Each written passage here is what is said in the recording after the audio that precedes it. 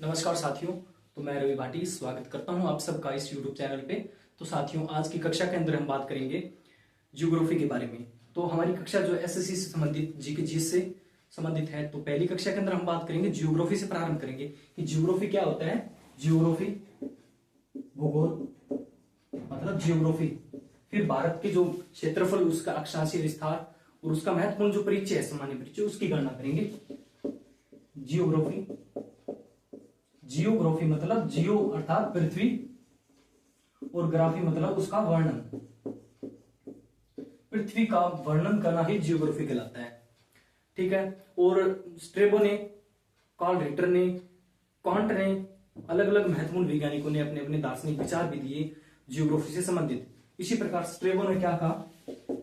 Strabo ने अपने विचार दिए कि भूगोल वह विषय है जिसका लक्ष्य लोगों को उसकी भौगोलिक संरचनाएं, जिस तरह महासागर, ब्रह्मांड, वनस्पतियों, जीव जंतुओं आदि सब का वर्णन करवाना, उसका महत्वपूर्ण ज्ञान प्राप्त करना, वही क्या जियोग्राफी कहलाता है। और जियोग्राफी का लक्ष्य ही यही माना जाता है। किसके अनुसार? स्ट्रेबो के अनुसार। इस तरह अपनी जियोग्राफी मतलब भूगोल का जनक किसे मानेंगे? भूगोल का जनक हिकेटियस को माना जाता है। जिस तरह इतिहास के अंदर इतिहास का जनक इरेटोस्थेनीज को मतलब हेरोडोटस को मानते हैं, उसी तरह भूगोल का जनक किसे मानते हैं? हिकेटियस को। हिकेटियस को भूगोल का जनक माना जाता है। ठीक है। और दूसरा, यदि बात करें व्यवस्थित भूगोल का जनक कौन है, तो इरेटोस्थेनीज को भी व्यवस्थित भूगोल का जनक माना जाता है। व्यवस्थित भूगोल का जनक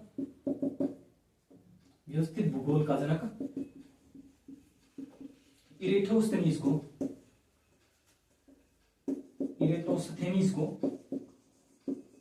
व्यवस्थित भूगोल का जनक माना जाता है। लेकिन यदि वर्तमान भूगोल के जनक के बारे में बात करें तो अलेक्जेंडर वॉन हबर्ट को, वर्तमान भूगोल का जनक अलेक्जेंडर वॉन हबर्ट को माना जाता है। वर्तमान भूगोल का जनक Alexander von Humboldt, Alexander von Humboldt. ठीक है। ये कुछ एक महत्वपूर्ण पॉइंट है कि भूगोल का जनक हिकेटियस को, व्यवस्थित भूगोल का जनक इरेटोस्थेनीज को और वर्तमान भूगोल का जनक अलेक्जेंडर वॉन हबर्ट को माना जाता है। लेकिन यदि बात करें विश्व ग्लोब निर्माता कौन है, तो मार्टिन बेहम को भी विश्व ग्लोब निर्माता माना जाता है। मार्टिन बेहम को विश्व ग्लोब निर्माता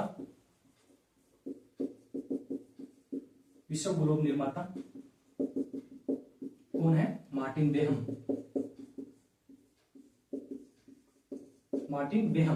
मार्टिन बेहम को क्या माना जाता है? विश्व ग्लोब निर्माता माना जाता है।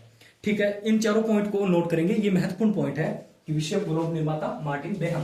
अब बात करेंगे हमने भारत के जो विस्तार, उसका क्षेत्रफल, उनके बारे में थोड़ा सा वर्णन करेंगे कि जो भारत जो है क्षेत्रफल की दृष्टि से 7वां बड़ा देश माना जाता है। कौन सा? भारत जो है क्षेत्रफल की दृष्टि से, भारत क्षेत्रफल की दृष्टि से कौन से नंबर पे आता है? 7वें नंबर पे, 7वां बड़ा देश है। और 6 और कौन कौन से, वो कौन कौन से देखेंगे। पहला रूस, कनाडा, उसके बाद चीन, अमेरिका, रूस, कनाडा, चीन, अमेरिका और ब्राजील, ऑस्ट्रेलिया और लास्ट 7वां कौन सा है? भारत, 7वें नंबर पे। 6 बड़े देश कौन कौन से? रूस, कनाडा, चीन, अमेरिका, ब्राजील, ऑस्ट्रेलिया और भारत। इन सबको अपन सातों को अपने एक ट्रिक से भी जान सकते हैं। कौन कौन सी वो ट्रिक रहेगी? रुक चीन ट्रिक जो है अपनी, रुक चीन अब आ भारत, ये एक छोटी सी ट्रिक है। इन सबसे अपने सातों को एक याद भी कर सकते हैं। रुक चीन अब आ भारत, रूस, कनाडा, चीन, अमेरिका, ब्राजील, ऑस्ट्रेलिया और भारत। ये 7 बड़े देश हैं जो क्षेत्रफल की दृष्टि से महत्वपूर्ण माने जाते हैं, बड़े देश हैं। और जो भारत का जो क्षेत्रफल है संपूर्ण विश्व का कितना? 2 पॉइंट, संपूर्ण विश्व के क्षेत्रफल का कितना है? 2.42% भाग कवर करता है ओनली भारत। ठीक है। और भारत जो है उसकी स्थिति अब देखें कि भारत जो है उत्तरी पूर्वी गोलार्ध के अंदर स्थित है, ये नोट करेंगे एक बार।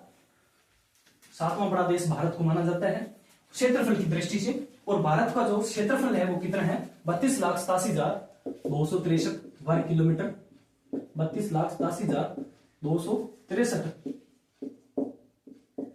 वर्ग किलोमीटर भारत का क्षेत्रफल माना जाता है। और जो भारत का पूर्वी हिस्से से लेकर पश्चिमी भाग तक और उत्तरी हिस्से से लेकर दक्षिणी भाग तक की लंबाई पूर्वी से पश्चिम की कितनी 2932 किलोमीटर। और उसी तरह यदि बात करें उत्तरी दक्षिण से 3214 किलोमीटर की लंबाई मानी जाती है इनकी, ठीक है। और अगला पॉइंट, ये पॉइंट हो गया। उसके बाद बात करेंगे भारत की स्थिति के बारे में। देखें भारत का क्षेत्रफल कितना 32,87,263 वर्ग किलोमीटर। और जो भारत की स्थिति इस तरह अपने देखें, ये मानो पृथ्वी, ये बीच की रेखा को क्या कहते हैं भूमध्य रेखा। भूमध्य रेखा और भूमध्य रेखा से ऊपर 23 डिग्री 5 मिनट यदि नॉर्दर्न में बात करें, 23 डिग्री 5 मिनट नॉर्दर्न के अंदर बात करें तो ये होगी अपनी कर्क रेखा। कर्क रेखा। और यदि साउदर्न के अंदर बात करें नीचे की ओर इस तरह कितनी 23 डिग्री 5 मिनट नीचे की ओर साउदर्न के अंदर ये होगी मकर रेखा। ये होगी मकर रेखा। और जो भूमध्य रेखा जो है उसके जो भी समांतर रेखाएं जो होती है इस तरह की भूमध्य रेखा की जो समांतर रेखाएं होती है उन्हें अपने अक्षांश रेखाएं कहते हैं। समांतर रेखाओं को अक्षांश रेखाएं कहते हैं, ठीक है। और जो भूमध्य रेखा के इस तरह समांतर होती है, लंबवत होती है, समांतर रेखाओं को तो अक्षांश और लंबवत रेखाओं को इस तरह लंबवत रेखाओं को क्या कहते हैं, इसको देशांतर रेखाएं। देशांतर रेखाएं कहते हैं। जो कि भूमध्य रेखा के लंबवत होती है उन्हें कहते हैं क्या देशांतर रेखाएं, ठीक है। इसी तरह लंबवत रेखाओं को देशांतर और इस तरह की रेखाओं को जो समांतर होती है उन्हें अक्षांश रेखाएं कहते हैं, ठीक है। और जो भारत की स्थिति जो है वो पूर्वी, ये पश्चिमी हिस्सा, ये उत्तरी और ये दक्षिणी। पूर्वी और ये उत्तरी इनके मध्य यहाँ पे भारत की स्थिति मानी जाती है। इस कारण भारत जो है उत्तरी पूर्वी गोलार्ध के अंदर स्थित माना जाता है, ठीक है। जिस तरह अपने देशांतर रेखाओं को याद किसी करेंगे भी, ये लंबवत जो होती है उन्हें कहते हैं। इस तरह मानो ये देशांतर इस तरह लिखते हैं, जैसे मतलब नीचे की ओर ये इस तरह लंबवत रेखाओं को देशांतर, और जैसे अक्षांश लिखते हैं अपने इस तरह मतलब इस तरह की रेखाओं को क्या कहते हैं अक्षांश रेखा कहते हैं। और जो अक्षांश रेखाएं हैं उनके जो मुख्य भाग है वो देखें कि जो भारत जो है उसकी मुख्य भाग, भारत की स्थिति अक्षांश रेखाओं में भारत का मुख्य भाग कितना है 8 डिग्री 4 मिनट उत्तरी अक्षांश से 37 डिग्री 6 मिनट उत्तरी अक्षांश तक, ठीक है। 8 डिग्री 4 मिनट उत्तरी अक्षांश से 37 डिग्री 6 उत्तरी अक्षांश तक। और इसी तरह 68 डिग्री 7 मिनट पूर्वी देशांतर से लेकर 97 डिग्री 25 मिनट पूर्वी देशांतर तक भारत का जो मुख्य भाग माना जाता है, ठीक है। और एक देशांतर रेखाएं जो होती है 4 मिनट के बराबर होती है, ये भी महत्वपूर्ण पॉइंट है, ठीक है। कौन सा, एक देशांतर रेखाएं जो है, एक देशांतर रेखा 4 मिनट के बराबर होती है। और इसी तरह मतलब 4 मिनट के अंदर एक देशांतर रेखा है तो 1 घंटे के अंदर कितनी होगी 60/4 मतलब 15 देशांतर रेखाएं मानी जाती है। कितनी, 1 आवर्स के अंदर, 1 घंटे के अंदर कितनी 15 देशांतर रेखाएं। ये महत्वपूर्ण पॉइंट है, नोट करेंगे कि 1 घंटे के अंदर 15 देशांतर रेखाएं होती है, ठीक है। तो अब बात करेंगे भारत की स्थिति। भारत का क्षेत्रफल संपूर्ण विश्व का कितना 2.42% माना जाता है। और भारत जो है उसका अन्य देशों से जो सीमाएं लगती है उन्हें किस नाम से जानते हैं, तो भारत और चीन की सीमाएं जो है उसे अपने मैकमोहन रेखा से जानेंगे। और मैकमोहन रेखा की जो निर्धारण है उसका 1914 के अंदर कर दिया गया था। इसी तरह भारत और पाकिस्तान की जो सीमा रेखा है उसे किस नाम से जानते हैं, भारत और अफगानिस्तान की सीमा रेखा को किस नाम से जानते हैं, उन सब का बात करेंगे अपने कौन कौन से। पहली जो है अपने भारत और पाकिस्तान की बात करें, भारत और पाकिस्तान की सीमा, भारत और पाकिस्तान की सीमा को अपने रेडक्लिफ रेखा से जानते हैं, रेडक्लिफ रेखा से जानते हैं। और इसका विभाजन जो इसका निर्धारण जो है 15 अगस्त 1947 को हो गया था। ठीक है, इसी तरह अपने भारत व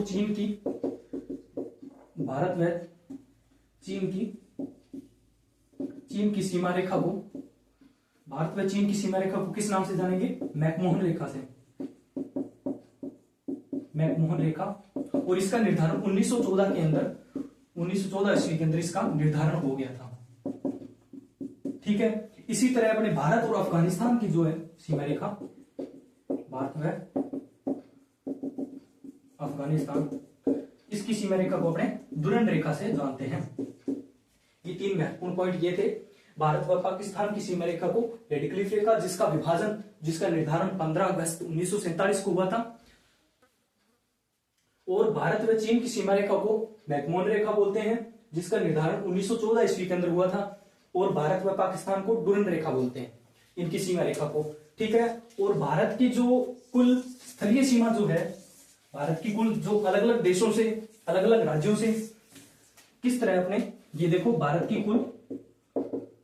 कुल स्थलीय सीमा, कुल स्थलीय सीमा जो है कितनी है? 15,200 किलोमीटर, 15,200 किलोमीटर स्थलीय सीमा मानी जाती है। और इसी प्रकार भारत की जो कुल जलीय सीमा है, कौन सी? भारत की कुल जलीय सीमा जो अलग अलग देशों से भी लगती है, कुल जलीय सीमा कितनी? 7,516.6 किलोमीटर, ये मानी जाती है भारत की कुल जलीय सीमा। जिनमें से यदि बात करें तो 6100 किलोमीटर सिर्फ तटीय रेखा है, तटीय रेखा वाले सीमा रेखा है जो 6100 किलोमीटर है। और जो भारत की जलीय सीमा है उनमें से सबसे अधिक सीमा जो किसकी है? तो गुजरात राज्य की बात की, गुजरात राज्य की सबसे अधिक सीमा मानी जाती है राज्य के अंदर बात करें। और यदि देश के अंदर बात करें कि कौन से देश की सबसे अधिक जलीय सीमा है, वो कौन सा है? बांग्लादेश। बांग्लादेश की सबसे अधिक जलीय सीमा मानी जाती है। ठीक है, और जो जलीय सीमा से लगने वाले कुल 9 राज्य और 4 केंद्र शासित प्रदेश हैं, कौन कौन से, ये भी नोट करेंगे कि कुल 9 राज्य और 4 केंद्र शासित प्रदेशों की, 4 केंद्र शासित प्रदेशों की जलीय सीमा लगती है, जिनमें से 7,516.6 किलोमीटर कुल सीमा बनती है। ठीक है, अब बात करेंगे कि भारत की जो सबसे अधिक सीमा रेखा है वो कौन से देश के साथ लगती है? तो भारत की सबसे अधिक सीमा रेखा बांग्लादेश के साथ लगती है। और वो कौन सी है? भारत की सबसे अधिक सीमा रेखा किसके साथ लगती है? तो वो है बांग्लादेश। और कितनी? 4,096 किलोमीटर। ठीक है, और यदि बात करें सबसे कम, भारत की सबसे कम सीमा रेखा कौन सी की? तो अफगानिस्तान की, तो वो उसकी कितनी है? 106 किलोमीटर सबसे कम मानी जाती है भारत की जो सीमा रेखा लगती है अफगानिस्तान के साथ, और सबसे अधिक बांग्लादेश के साथ। ठीक है, अगला पॉइंट महत्वपूर्ण ये हो गया अपना। अब बात करेंगे भारत के मुख्य भाग के बारे में, भाग जो उसका अक्षांश कितना था। ठीक है, अब बात करेंगे यदि 82 डिग्री 30 मिनट पूर्वी देशांतर रेखा से कौन कौन से राज्य लगते हैं, वो बात करें कि 82 डिग्री 30 मिनट से पूर्वी देशांतर से लगने वाले 5 राज्य हैं। कितने? 5 राज्यों की सीमा लगती है, 5 राज्यों की सीमा लगती है। और वो कौन कौन से 5 राज्य हैं? पहला उत्तर प्रदेश, मध्य प्रदेश और छत्तीसगढ़ और उड़ीसा, और 5वां हो गया आंध्र प्रदेश। इन 5 राज्यों की 82 डिग्री 30 मिनट पूर्वी देशांतर रेखाओं के साथ सीमा लगती है। इसी तरह कर्क रेखा जो है अपने कितने राज्यों से लगती है? 8 राज्यों से। कौन कौन से राज्य हैं वो देखेंगे। कर्क रेखा की जो है 8 राज्यों से सीमा लगती है। और कर्क रेखा की जो स्थिति है कहां पे है, वो 23.5 डिग्री नॉर्दर्न के अंदर। कर्क रेखा जो भूमध्य रेखा से ऊपर की रेखाएं जो होती है वो उन्हें कर्क रेखा से लगने वाले कर्क रेखा गुजरती है जिनसे।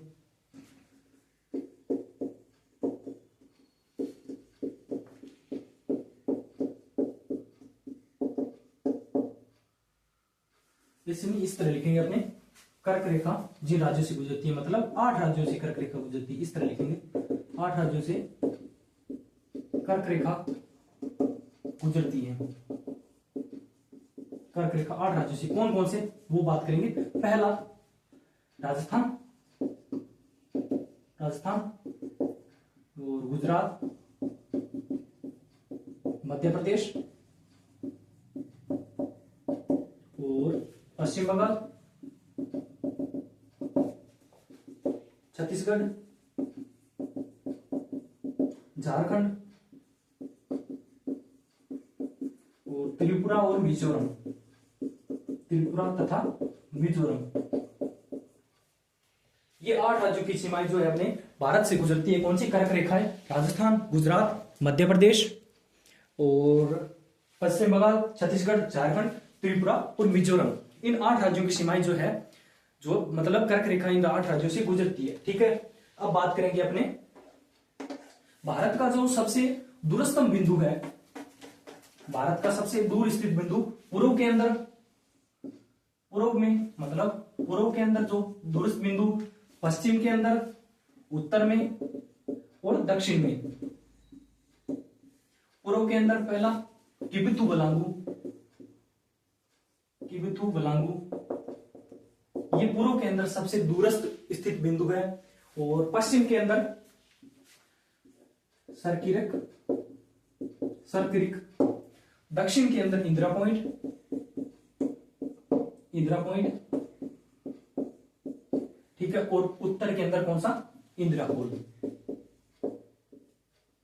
इंदिरा कोल। ये पूर्व के अंदर किबिथु बलांगू सबसे दूरस्थ, पश्चिम के अंदर कौन सा, सरकिरक, दक्षिण के अंदर इंदिरा पॉइंट और उत्तर के अंदर इंदिरा कोल। ठीक है, ये महत्वपूर्ण जो दूरस्थ बिंदु है वो स्थित मतलब गुजरते हैं। ठीक है, तो दोस्तों आज की कक्षा के अंदर करेंगे इतना ही, बाकी का करेंगे अगली कक्षा के अंदर। और आप चैनल को ज्यादा से ज्यादा शेयर करना। नमस्ते।